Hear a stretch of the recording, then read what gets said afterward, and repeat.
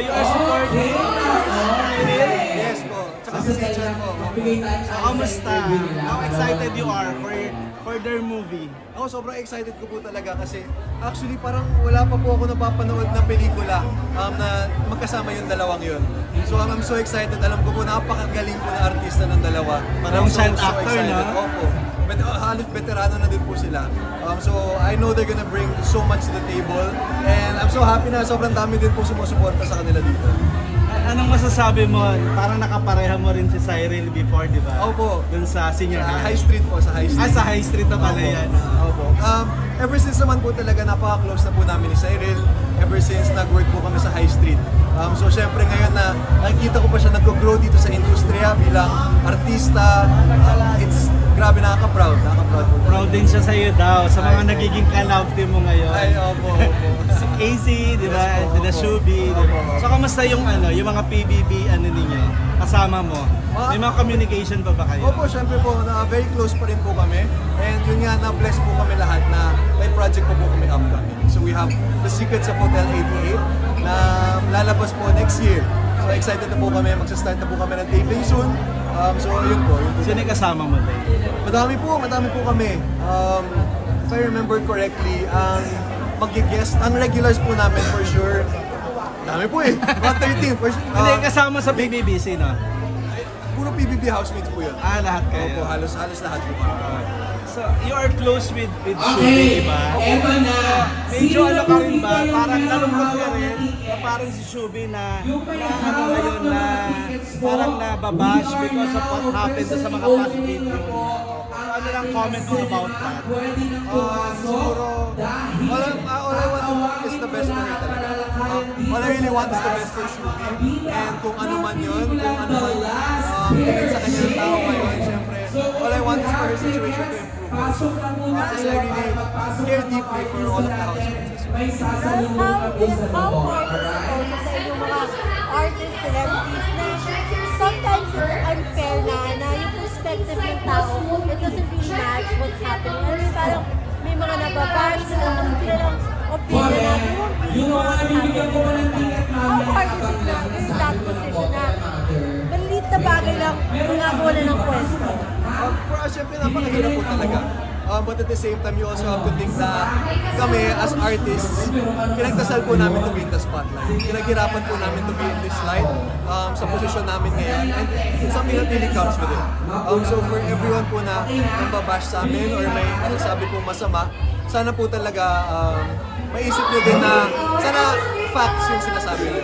Sana napag-researchan nyo, sana maayos yung pagsisiyasat nyo ng mga bagay-bagay para lang hindi naman po baseless yung mga accusations sa amin. So you have to be very well researched kung gusto nyo magka-opinion po sa amin. Saka naniniwala ka rin na parang pagkasikat na kayo, babatiin kayo para, di ba? Para bumagsak at para i-bash, parang ganun. That's how you know you made it. Pwede rin ba kayo sa ganon? Pagpasok nyo ng PBB house, sisikat kayo, and then may mga bagay na ibabash kayo. How do you handle yung mga ganon? Siyempre, bilang pamilya nga po sa PBB, we still heavily rely on each other. Whether it's for bashing or kahit sa mga success po namin, sinishare po namin yung lahat sa isa't isa. So it's very important what we built inside the relationships we have. Kasi kahit ngayon po dito sa labas, kahit hindi niyo po nakikita, close to close po rin po talaga. Message mo na lang kay Shubi, bilang kaibigan mo na pero may pinagdadaanan for this that mga bash. So syempre Shubi, alam mo, pinagdarasal talaga kita. I really hope that your situation gets better and that really the truth will always come out sa dulo. So whether that's something na you want and something na you're working to improve on now, sana yung mga intentions mo, like what you always say in the house, sana pure pa rin hanggang ngayon. And I really hope the situation gets better na pinagdarasal. Last na lang, Ralph, magkakaroon ng PBB. Game ka ba mag-house guest ulit? Opo, syempre po. Lalo na, kakalabas na po nila ng teaser ng season 2. Yeah, very excited kasi syempre hindi na po natin alam kung gaano ka lakas yung next batch also. So just having that experience again of being inside the house is something. Excited ka na rin ba kung sino yung mga wini-wish mo na makapasok sa bahay ni Kuya? Siya ulit. Hindi ko rin po sigurado eh. Tingnan natin kasi ayun, malapit na po talaga. So ako, I'm not one to assume anything for any other artist, pero I really hope them the best kasi grabe po, naging 360 po talaga yung meaning ko sa buhay.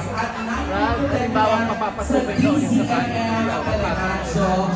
As house guest po? Hindi, parang as a housemate ulit. As housemate? Grabe! Gusto mo pa ba? Puta na. Parang kota na, joke lang. Hindi, parang piling ko, mag-uukot na ako ulit. Join ka ulit. Kasi parang once in a lifetime experience po talaga yung PBB. So having it twice, di ba? Why not? Rob, last na lang, curious lang ako kasi laging tinatanong namin ito nung labas ko sa bahay ni Kuya. How's your CR experience dun sa bahay ni Kuya? CR experience? Parang gaano kahirap mag-CR na may mga camera, di ba? Ano ba? Hindi, alam po kasi namin naman na safe yun. It's for safety purposes. So hindi naman po talaga ako nahirapan sa CR. Hindi naman po ako nahiya masyado. Hindi ako na-conscious sa camera. Kasi I know at the end of the day, paprotektahan naman po talaga kami ng kumpanya, ng ABS, ng GMA. And they're really just doing that for emergency purposes and for our safety purposes. Wala ka bang grade 20 fans experience? Ay, wala naman. Thank you. Photo na lang yan. Sa akin na lang. Sa parang. May dalawa ba? Sige, Bernard. Malaban and this certified infraction. Written by Miss Melvin Lawson and directed by So, ano, nagugustuhan niyo ba yung mga nakikita niyo sa oras na to?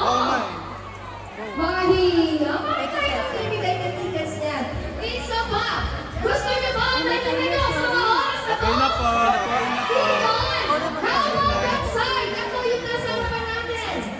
Last na. Okay.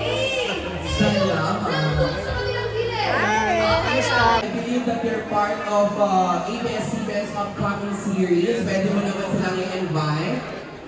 So, malapit na po kami mag-start ng tapings at The Secrets of Hotel 88. Mag-start po yan mag-air around first quarter next year. So, abangan niyo po yan lahat yung kaming halos mga housemates are gonna be there. We're preparing so hard for this, kaya abangan niyo po yan. Maraming salamat! O teka lang, urong muna tayong lahat. Picture ka dito sa gitna sa The Last PRG. Urong mo siya muna mag-isa. And 3, 2, 1, and... Oh, kay Sunny Pex, diba? Ay, Kuya Sunny! Siyempre naman, ang aking napakabuting kaibigan, Stars Photo. Yes, thank you so much, Rob. Once again, palakpakan naman natin si Rob. Ay, palakpakan natin. Thank you, palakpakan natin. Bigyan na natin yan ng ticket kasi nagdadating